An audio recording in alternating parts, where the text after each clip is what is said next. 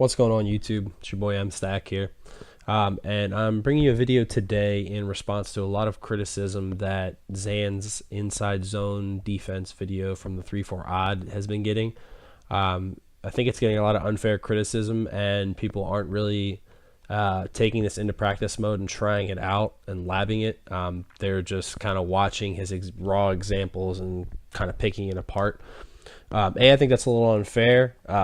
B, you won't really understand this defense until you actually run it. So I'm going to go ahead and break it down for you guys. One of the complaints was that he only ran it against a trip set, and people will be putting tight ends at wide receiver to really run the inside zone pretty hard this year, or they have been doing that. So what I've done here is I put Nate Solder at tight end, and this is Gun Ace Twins. This is a 2 tight end set. And I have Scott Chandler at the slot wide receiver for better blocking. Now, the play, just like Zan broke down, is 4 drop contain out of 3-4 odd.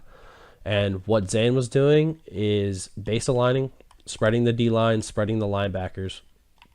He's using this guy to shoot down manually.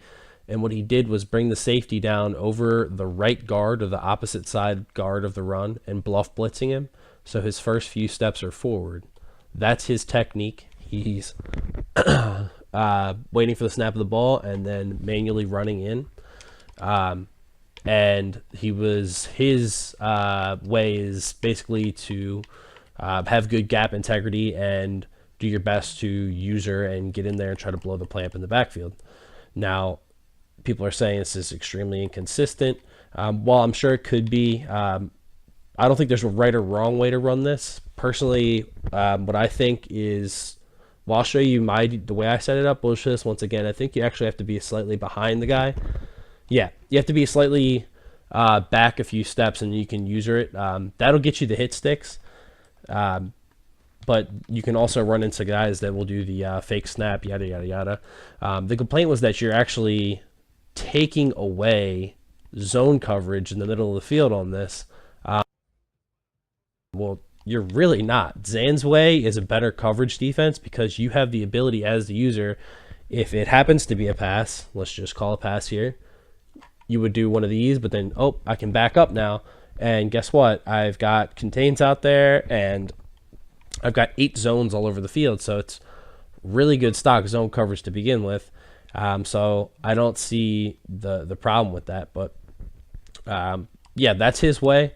Once again, baseline, spread your line, spread your linebackers, user this guy here, and you want to stand next to this guy but slightly behind so the O-line kind of ignores you, and then you just shoot down in for the big hit sticks. That's a great way to do it. The way I prefer to do it, and like I said, there's no right or wrong way, is I baseline, spread the line, spread the linebackers. I move this guy over here, over the guard next to the other linebacker, and I blitz him. That way I can't be fooled by any fake snap counts, anything like that. My user is the backside safety to take the cutback, and since we have 4 rushing, I can take one guy away and put him into a spy, and we will still be able to stop the run without getting pancaked. Remember, it's a minimum of 3 players that must be rushing to not get the pancakes.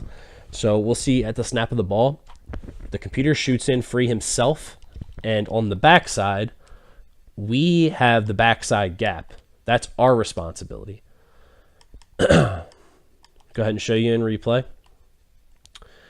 We have this backside gap. This gap is gaping. There's no reason why the user should be able to cut the ball back and take this for any kind of big yards. We should be hitting him in the backfield almost all the time. This is with, like the person that was complaining, this is with a tackle at tight end and a tight end at wide receiver. Now, the other thing was, oh, but you're selling out for the inside zone. You're not going to have good pass protection or not good coverage over the field. Well, with my way, I'm putting a spy in the middle of the field, okay? I'm using the weak side of the formation, which means this is a side where there's not as many receivers, therefore there can't be as many routes. So I don't have as much ground to cover. All I'm worried about from here is a tight end route or a crossing route. And if it's a drag, guess what? I have a spy out there. Drags will get either bumped by the spy, or sometimes the spy will swat them down. Is this the end-all, beat-all coverage? No. Nobody has a defense anywhere in Madden that shuts down everything.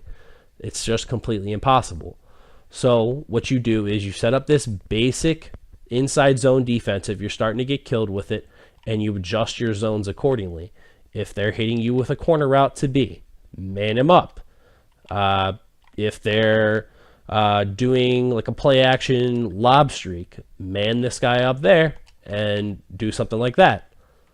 You know, you can get adjusty with this. It's not just one basic thing where you have to stick in it all game. If you're getting killed in a certain area, you need to make the adjustments. So we're going to show the pass coverage on this. Obviously, I made a lot of adjustments to the cover 4. So we've got 3 guys rushing, and eventually our pass rushers are going to get there, and we have a spy out there in case they have a mobile quarterback. So I'm pretty confident that this defense can stop any inside zone with the exception of gun split close fullback inside. I've been running this for probably over a month, a couple weeks to a month. And there's not one instance where guy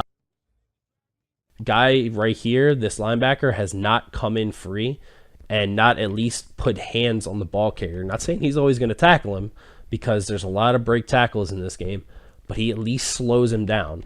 And because we're in a 3-4 odd, we've got strength out here on the edges with our linebackers. Remember, have good personnel on this. Strong guys on the outside. Justin Houston, Tamba Ali, Joey Porter, guys of that nature. 3-4 outside guys that can set an edge, and this will be the run defense that stops inside zone. You're not committing too many resources to this. You're not overly committing to the inside zone. You're moving one guy over and putting him in a gap to stop the most powerful run in the game in the backfield. At the end of the day, I think it's worth it. I hope you guys have success with this. If there's any questions at all, please make sure you make sure you comment.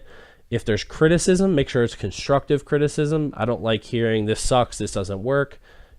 You guys know the deal. Constructive criticism is what helps things get better. And obviously, like I said, this isn't the end-all, beat-all to inside zone defense, but it's a pretty darn good defense for where we're at right now. So that's it, guys. Make sure you guys check out Zan's channel, Forward Progress Madden. I'll link that in the description. And